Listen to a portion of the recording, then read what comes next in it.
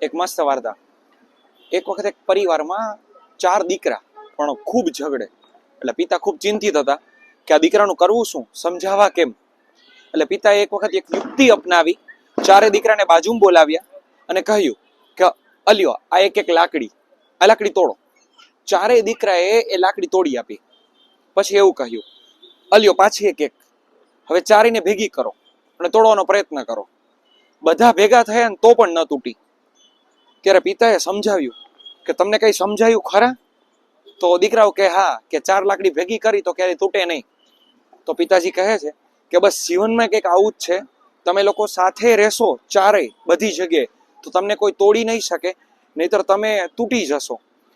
જીવનમાં કંઈક આવું શીખવા જેવું છે કે પરિવારથી આપણે એકલા થઈને રહેશું, એકલી લાકડી થઈને, તો ગમે વ્યક્તિ આવીને આપણને તોડી જ જશે. પણ જો બધાની સાથે રહ્યા તો કોઈ તોડી નહીં શકે. એક ખૂબ સરસ ઉદાહરણ છે ને કે સાવરણી હોય ને એ કચરો સાફ કરે, પણ એ જ સાવરણી જો ખુલ્લી થઈ જાય ને તો એ ખુદ કચરો બની જાય. તો આમાંથી ઘણું શીખવા જેવું છે. Thank you.